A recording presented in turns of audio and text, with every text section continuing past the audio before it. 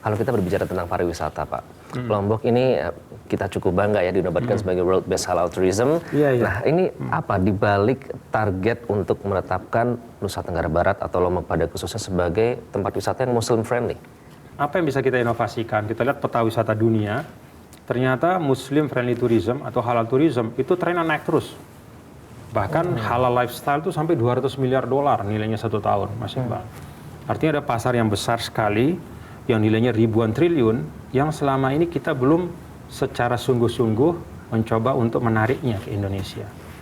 Maka kami mencoba untuk mempelopori NTB itu sebagai the first halal destination lah di Indonesia. Dan ternyata setelah kita membuka segmen baru ini, kedatangan wisatawan ke NTB itu terasa sekali peningkatannya lebih daripada yang sebelumnya.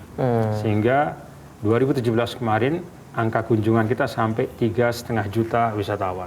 Tuan Guru, kemudian tidak hanya keindahan alam yang dimiliki oleh Nusa Tenggara Barat, tapi juga pesantren-pesantren tentunya yang semakin bertumbuh begitu.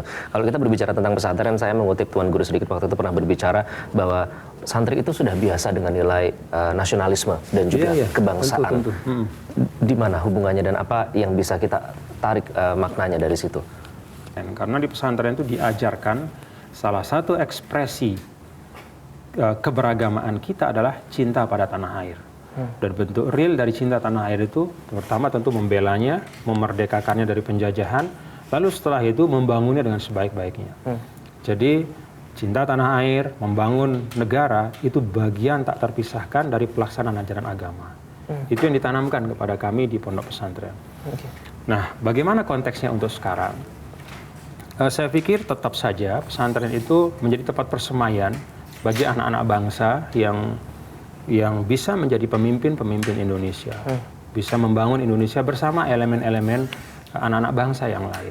Jadi bersinergi, dan saya rasa juga pesantren secara lebih khusus ya Mas Iqbal, dia menawarkan satu bentuk pendidikan yang lebih integratif.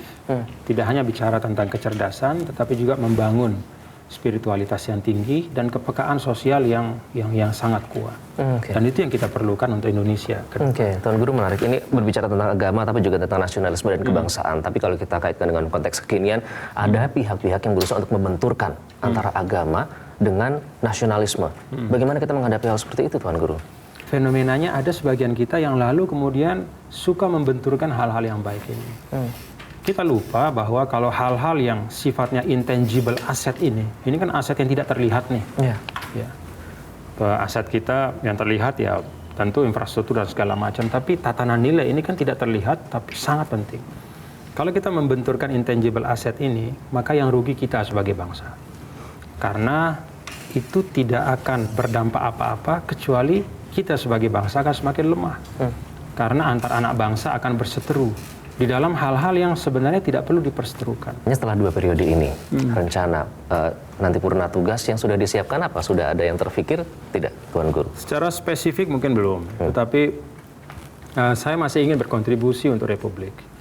Dan kontribusi itu kan luas sekali ya. Bisa di ranah struktural, bisa di ranah kultural.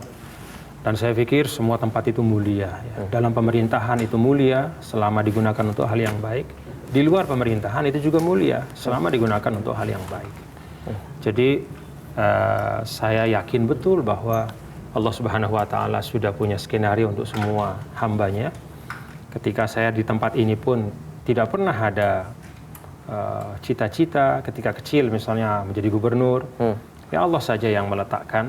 Maka saya percaya betul bahwa ya masa depan juga di tangan Allah Subhanahu wa Ta'ala. Tapi intinya semangat perkhidmatan, mengabdi itu harus tetap ada. Melayani itu ya, Tuan Guru ya. Tuan Guru berarti siap untuk berkontribusi bagi Republik ini? Sekarang pun dalam konteks NTB, sebagaimana Mas Iqbal juga sudah berkontribusi melalui ranah jurnalistik, saya pikir kita harus siap. Dimanapun kita diminta untuk berkontribusi untuk Republik. Termasuk jika dipinang presiden misalnya Pak ya? Saya hanya berandai-andai. Itu jauh sekali. Jauh sekali. Tapi apapun ya kita, kalau ada hal yang baik, ada persepsi yang baik, kita syukuri, alhamdulillah. Oke, baik. Terima kasih Tuan Guru Bajang Sama-sama. sudah berbagi kepada pemirsa Inspirasi Ramadan Metro TV. Semoga informasi yang Tuan Guru Bajang bagi bisa bermanfaat bagi masyarakat. Sekali lagi terima kasih. Terima kasih Mas Iqbal. Sukses selalu. Baik. Nikmati di NTB ya, walaupun lagi Pasti. bulan puasa. Gitu, baik. Nanti berbuka puasa bersama boleh ya Tuan Guru? Boleh. Baik.